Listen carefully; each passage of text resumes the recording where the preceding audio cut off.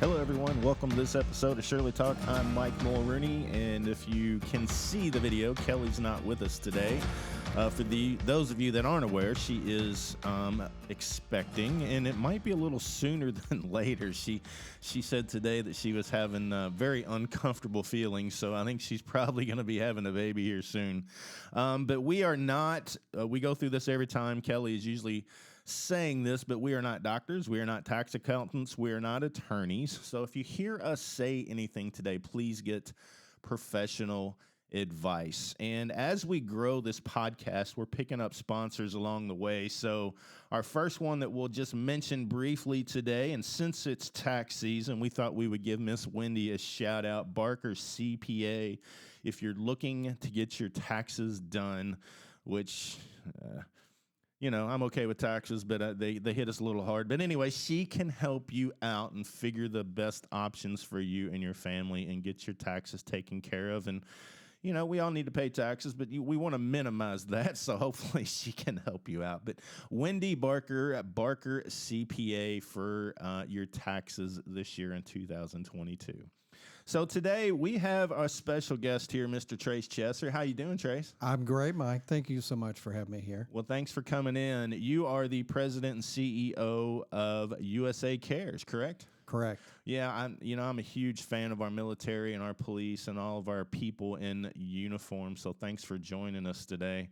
Thank you for having me. We'd love to learn a little bit more about USA Cares, and I was doing some research, and I know that it started around 2003. Is that correct? That is correct. Were you one of the founding people, or was it started by somebody else? It looked like it was started in Radcliffe, Kentucky. It was right? started in Radcliffe. Is the person that started it originally still around, or was it a group of people, or do you know? He's still around, kind of an advisor, ambassador, I would say. It's Roger Stradley, and then another person that was instrumental in that was John Tyndall, Major General retired John Tyndall. So is that part of a requirement that you have to have served in the military before you work for USA Cares? No, it's not. But you were in the military I as was. well. Did you retire from there? Yes, I did. What rank, I guess, is that? How does that work in the military? At a certain rank, at a certain year, you can retire? So my career ended a little bit early. I was in a first sergeant position. I had the medical retirement. Oh, okay. So it was a little bit early. Yeah. I hardly ever even talk about my career because, it was great. I had a great time.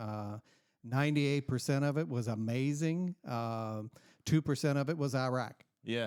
So that part is like, okay, we'll just skip over that. And no, I had a great career. Really enjoyed it. Was you in the Army? I was in the Army. Okay. Mm-hmm. Yeah, when I turned 18 is right when the first Gulf War started. And I was kind of, I grew up watching all the military shows. My dad was a huge military fan. None of us were in the military, which is odd. My uncles were. Yeah. But grew up watching John Wayne and the Green Berets and all those shows. So it was weird, right? When I turned 18, I just was convinced that they were going to start to draft up again and pull me in anyway, but it never happened.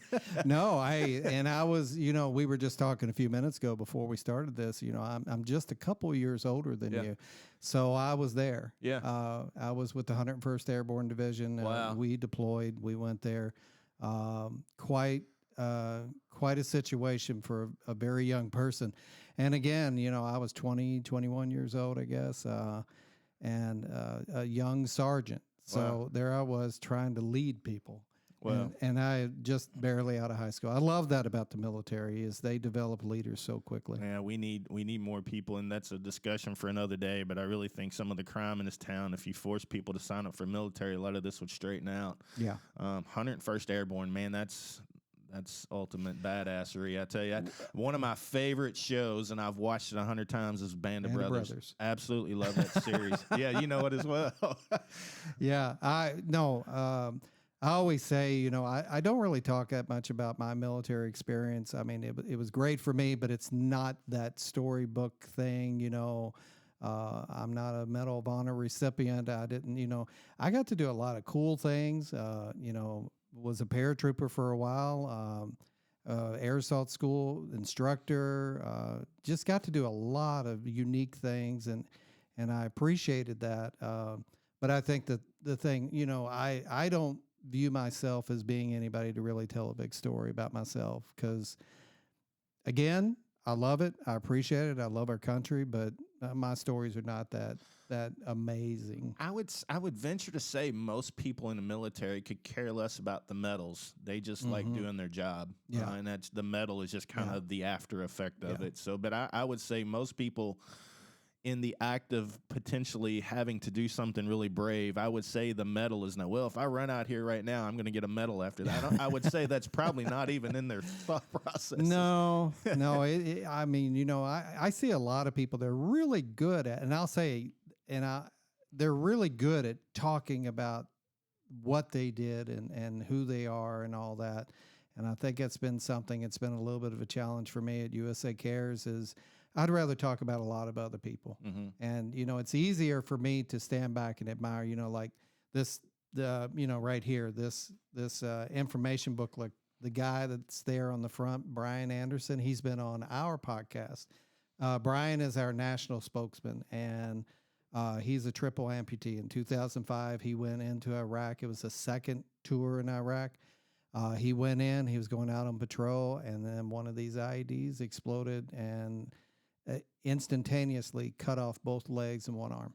Those guys are the heroes as far as I'm Yeah. concerned. See, and how do you tell your story about what you did after knowing guys like that? So When that's something- why, Yeah, I agree. you know, I just want to do something and make a difference and help others. Yeah.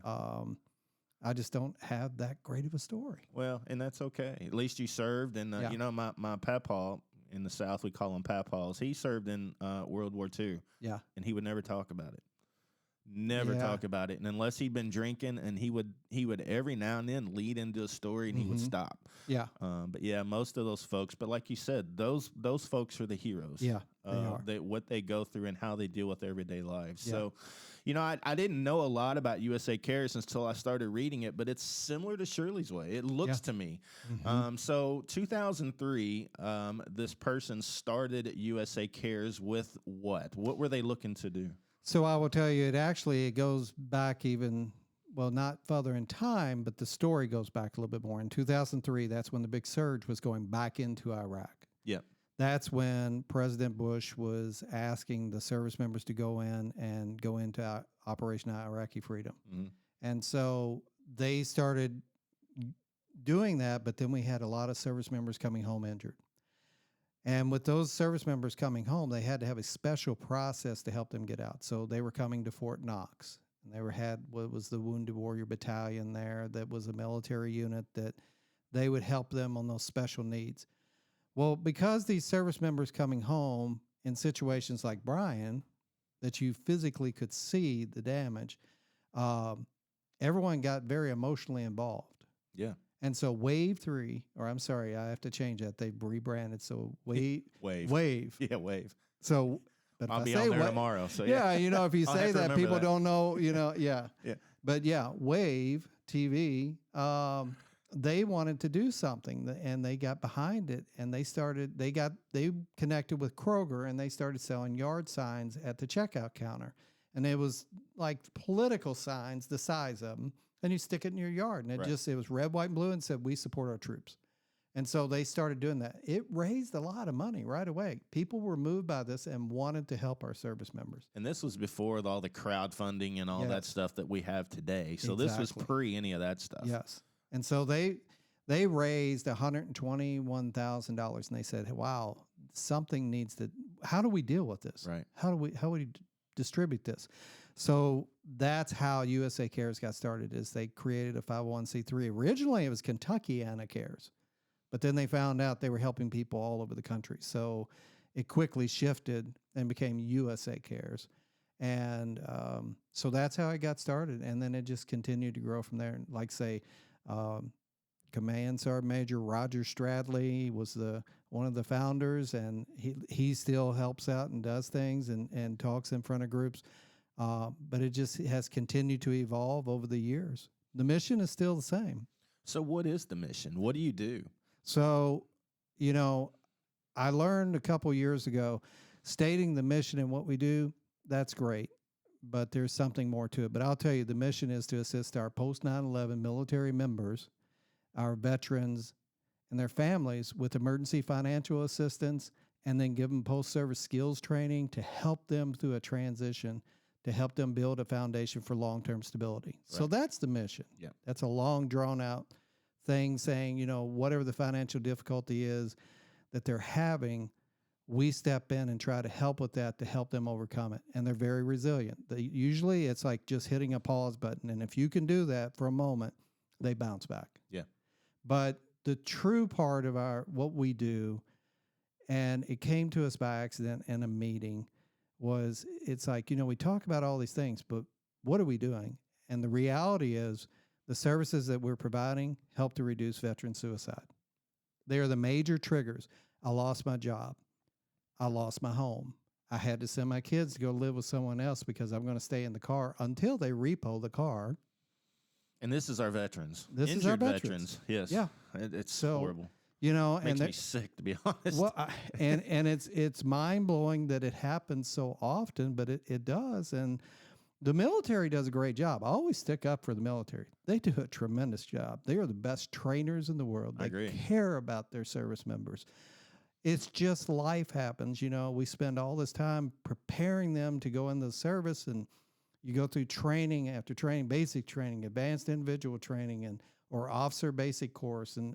And we do all this, and we invest all this time and energy into them to develop and create leaders and warriors.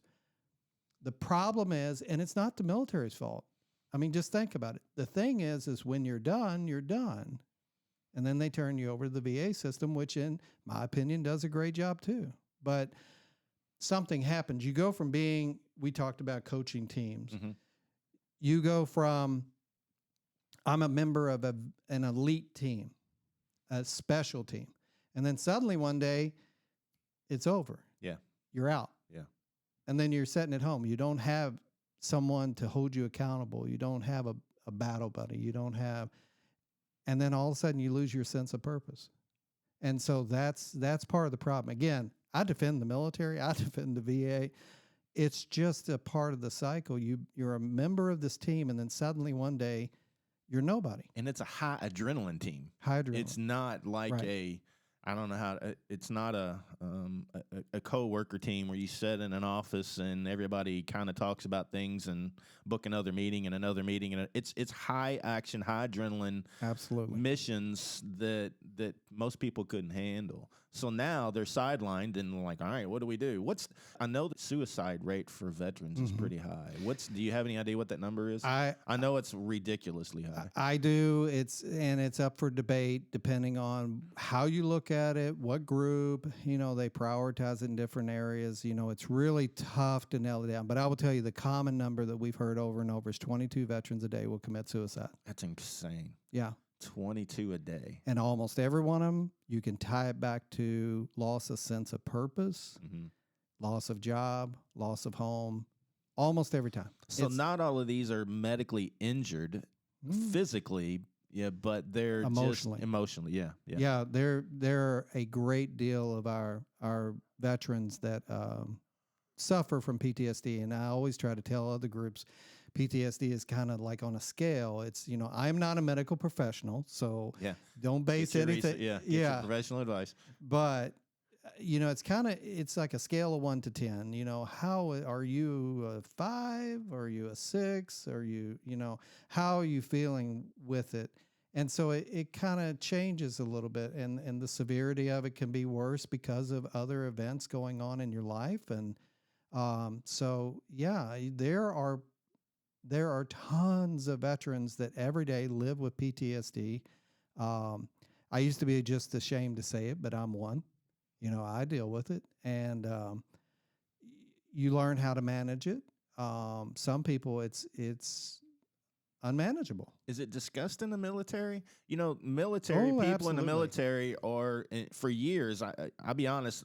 It's a thing now, PTSD. But back in the 70s and 80s, and these Vietnam veterans, has it ever been discussed, or is it kind of a recent 20, 25 year thing where PTSD has really become a thing? I think it's become more recent. The military is very invested in how do you improve the health and well-being of the service members, because we invest so much money in each and every individual. So I don't know what you're taught in the military, but you're taught to to defend. Yeah. And a lot of times it's defending the kids that are on the sidewalk in Iraq to keep them from getting killed. But you're taught to defend and to handle that. But are our military people at this point, when you get out of the military, do they offer, other than you all, offer some sort of assistance with getting you off of that high?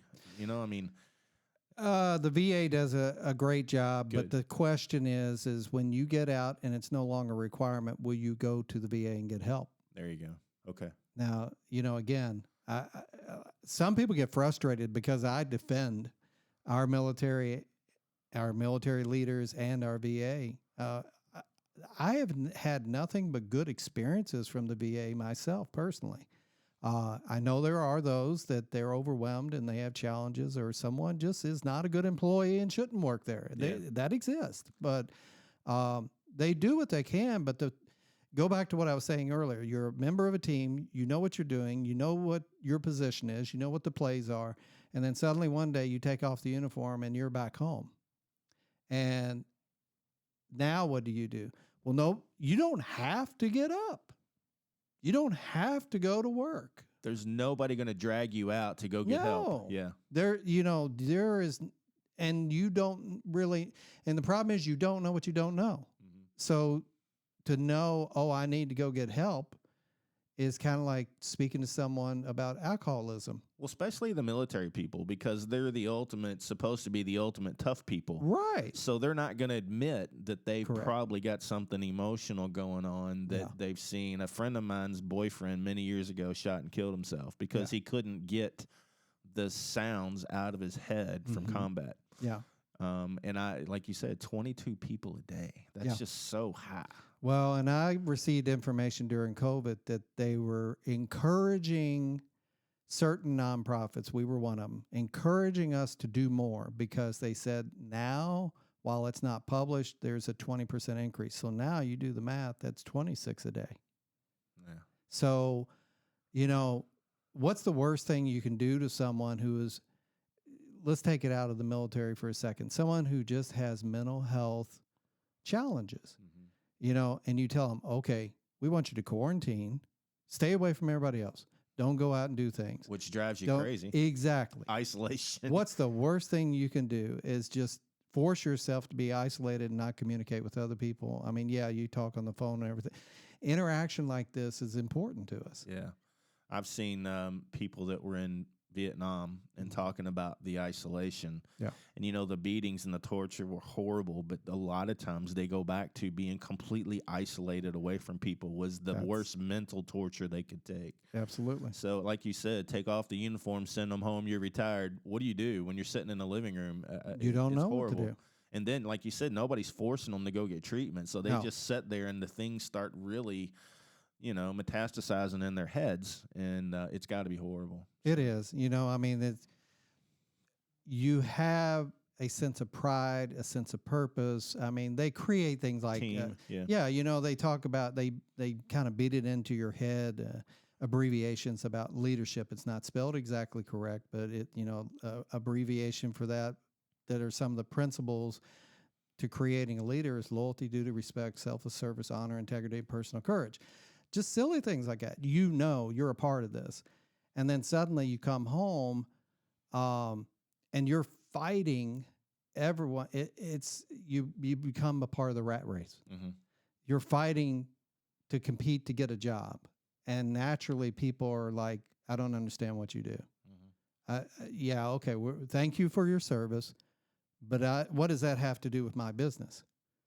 And so we have a career transition program as a part of what we do, what we deal with. And it's a lot of coaching and training and connecting them with businesses. But they really struggle with articulating what they did. I even have a problem with it about what did I do? How does that relate to civilian sector? But most civilians don't understand that what you all do, it's hard to explain. You know, you said you were in the 101st Airborne. What you all do, jump behind enemy lines. How do you tell an employer that? Oh, yeah, we did this.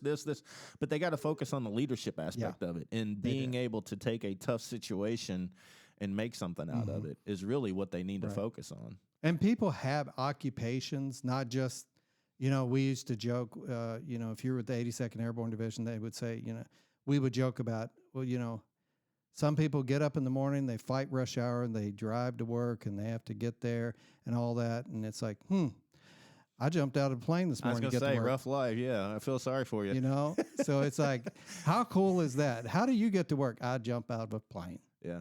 And so it's so different. And so, yeah, you can't articulate it. But again, it goes into that frustration of everybody has an occupation. Some people are truck drivers. Some people are communications people. Some are medical. There's all these different occupations. And some of them are clear, like my son was a military police officer. Well, okay, that's pretty easy to figure out where he's going to go. Now he's at LMPD. Yeah. So that's pretty easy. But when you start getting into the combat operations jobs, yeah, there's no explaining it. Yeah, like you said, it's the adrenaline rush too. If you take the mental side out of it, and you take somebody that's been jumping out of planes for 20 years and dealing with that kind of rush, how do you make an accountant out of them? And tie them to a desk, or just. And what's amazing about it is I don't want to get too deep in the weeds here, but most people don't qualify. The age category, we'll say 18 to 35 years old. Our 18 to 35-year-olds today, there's a study out there that says 77% of the 18 to 35-year-olds today Still living at home. Besides that, they can't, even if they said, I want to go in the military, they don't qualify. Really? Yeah, because you got a aptitude test is one part of the screening, and that knocks out quite a few people because it's fairly intelligent people going in the military. So used to years ago, they take criminals and say, you're going to the military, boom, to judge. That doesn't happen anymore. It's possibly one of the most selective groups you've ever seen. Well, that's kind of a good thing, actually. It is. Yeah. And so, aptitude testing's one. And then they say moral standards. Do you have a bunch of law violations? Do you have domestic violence? If you have domestic violence, and let me back up, I don't know, they could have changed this, but at one point, if you had domestic violence, if you got in a fight with your son and the neighbors called the police and they pressed charges and it was determined it was domestic violence, he did not qualify to go in the military. Wow. It showed a tendency of violence. Yeah. You think, okay, well, military, what? No, they don't want that. They don't want somebody flying off the handle and shooting somebody in a war zone that doesn't need to be. Yeah, I could see that. But yeah, I think a lot of people still think that the military will take anybody. All you got to do is go sign the dotted line. The physical part, everything from flat feet to I got screws and pins in my legs from football injury to, all these things. There is a lot of medical reasons. Asthma. I can't take you if you have medical conditions. How am I going to take you? We were in Panama in jungle school. How do I take you into the middle of a jungle knowing good and well that you probably need medical attention and we're in the middle of nowhere?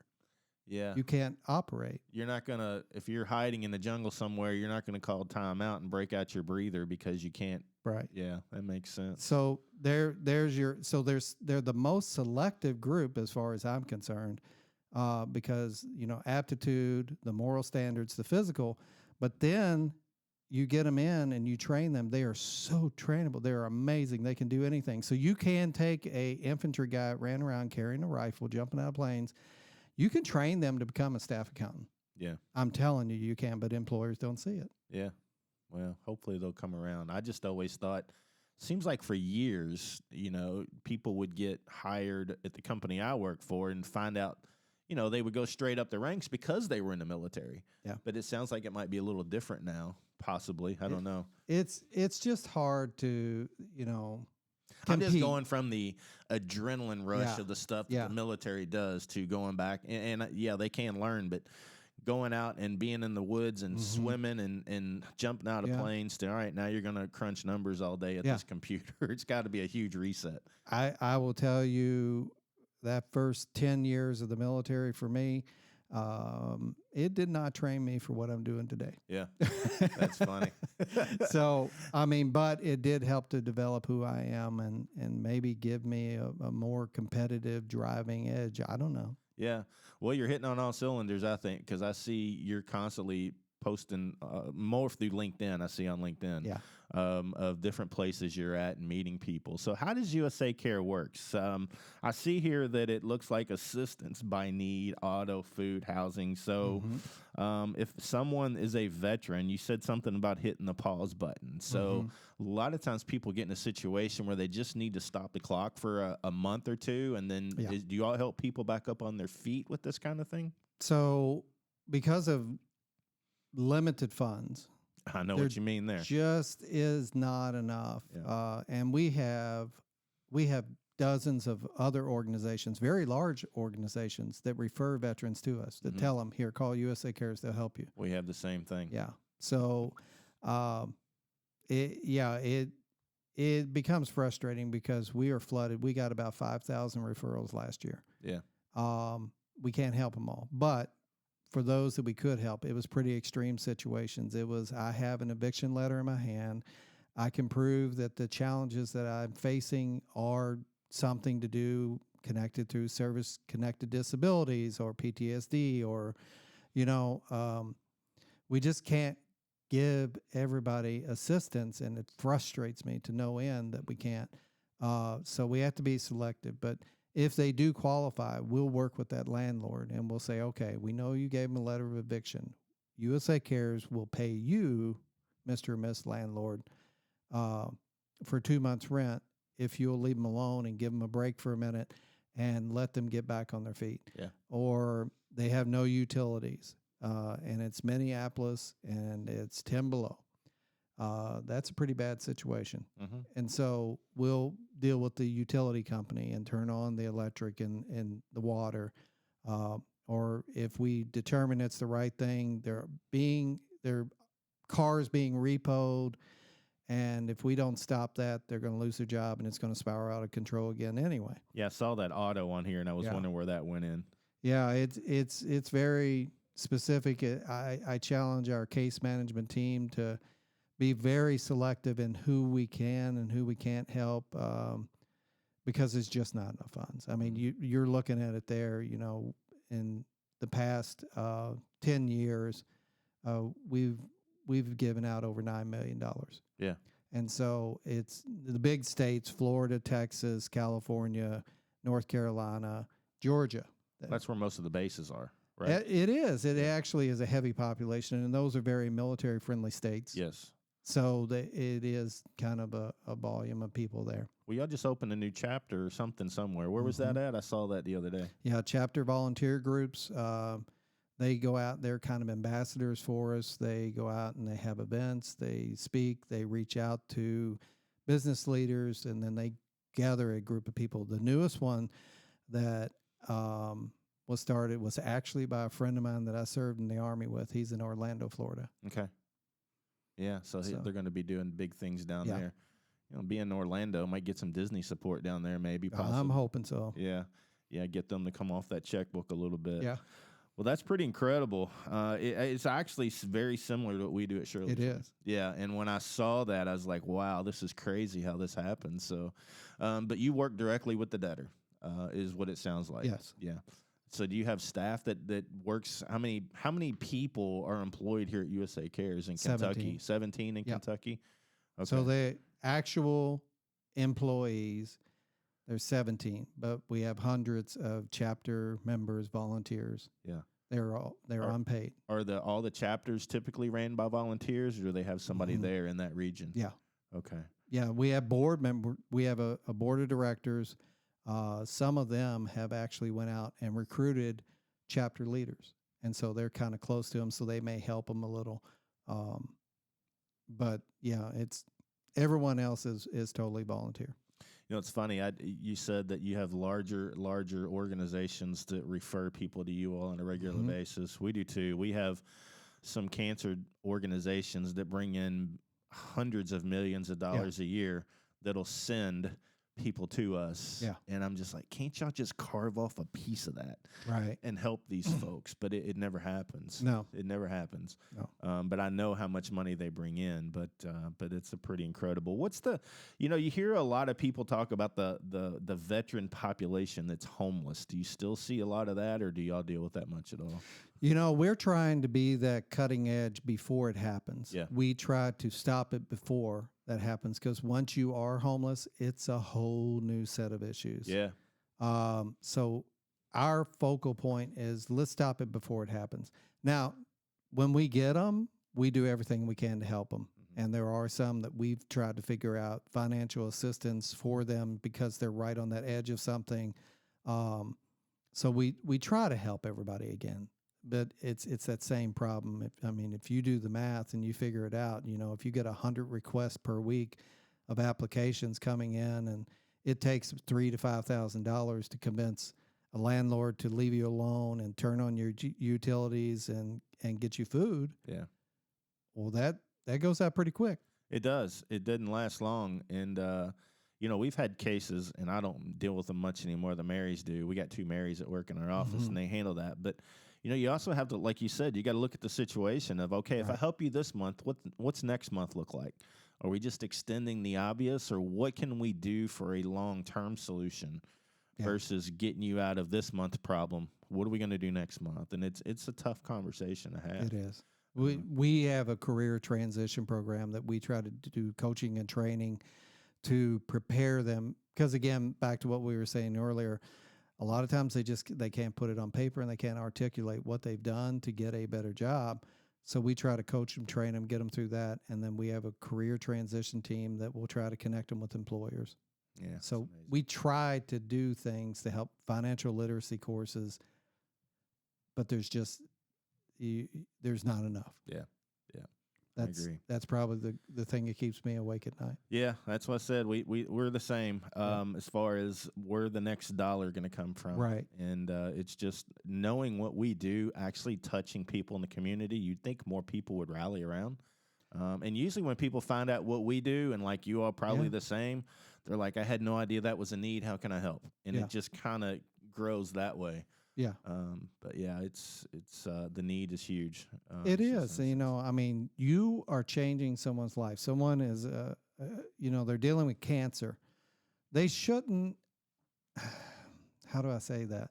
It shouldn't be the top thought in their mind, how am I going to pay my rent? No. That shouldn't be the first thing they're thinking of. I agree. Because sickness or stress magnifies sickness. And anyway, I hate to get political one day, but I'm going to have to come up with something. I really see a bill trying to be introduced one day that says, like you said, hit the pause button. Yeah. I'm not saying don't pay your bills, but give me a break for 3 months or 4 months, and let's figure out how to handle it after that. Mm-hmm. And I envision hopefully one day pushing for something like that. So. Well, and I can tell you from following different things with the government and meeting with different legislators, there's a lot of money that was given out last year through the American Rescue Plan, and it's meant to stop some of these situations. It's just, when you can help me figure out how to break into that and become one of those people that has a voice at the table, let me know. Yeah. But there were trillions of dollars that were given out. Yeah. I didn't get any of it. Did you? No. Yeah, it seems like the wrong characters get their hands on that money sometimes. And I know a lot of it goes to the good, but it seems like a lot of times the wrong people get their hands on it. And they figured out a way. I just hadn't figured out that way to be in on that. So, well, I will tell you, I used to have my own business, a private business, and I sold that to come to USA Cares. But I often see people that are like, I want to start a nonprofit. And I'm like, do you really know what you're saying here? And so, I can tell you, running a private business, doing my own thing, making the decisions for everything, that's a whole lot easier. But I think that's something else is nonprofits have become the catchphrase, and everybody's like, I want to start a nonprofit. Yeah. And I think you really need to research that. You really need to figure out, what does that mean? Because the government doesn't hand you money. No. one of the hardest things I've ever do is raise money. You Yeah. think, and I did that. I jumped in fees first, didn't even know what a nonprofit 501c3 was. And here we are 9 years later and have given away a lot of money, but it's hard. Yeah. People already have their causes they believe in, and convincing them that you're going to do good with the money is very difficult. You have to have a good brand, a good name, and it's very difficult to talk people out of $5. Yeah. So, but you know, it's doable. It just takes time. So. Yeah, and we have a lot of people ask us, how do you research what should a nonprofit be able to do? What will get people's attention? And and I try to advise them on that. And it's tough. It's like you guys. It is very clear that you can see when you donate where it's going, and that's the number one thing. Everyone should figure that out. If you're going to donate, I think people should donate to you because they can track it, they can see, and they can see the impact that you're making, and it's a good thing. And that's why I think they should do. And so I talk to a lot of people about that as well. How do you determine the value of a nonprofit? Yeah, because, basically nonprofits are fixing issues in the community that our government isn't equipped to handle. Right. Is the way I look at it. Yeah. And I'm not mad at them. I mean, that's just the way it is. It is. They're just an inefficient organization. Not saying that being mean. They're too big. Yeah. Just take any major corporation. There's so much dead weight and fat in major organizations, but they're so big they never notice it. Yeah. But that's how our government is, and so that's what we do. We fix problems or try to fix problems that they can't handle. Yeah. But anyway, thanks for coming in today. I know you got to be gone here in a few minutes. I know you got some other meetings. I do. But, man, I really enjoyed talking to you. And, again, I didn't know exactly what you all did till I started looking into this, and it's amazing how similar we are. So Yeah. But thanks for coming in, Trace. Maybe we'll get y'all come back in one day Absolutely. soon. I'd love to talk more about what you all do and how you raise money and everything else, because I know it from experience it's very difficult. Yeah, it is. One last sponsor today, Bluegrass Fleet Care. Bill Salmon and his team do amazing work, and they do everything car-related, truck-related. They found some leaks on our big box truck that was donated and really cleaned it up for us. So if you need anything done to your car, Bluegrass Fleet Care. Bill does an amazing job. And if you want to help USA Cares, how do you do that? Is there a website? Yep, usacares.org. USA Cares, there you go. Fantastic organization. They do a lot of what we do only for veterans. Yeah. And thanks so much for coming in. Thank today, you, Trace. Yeah.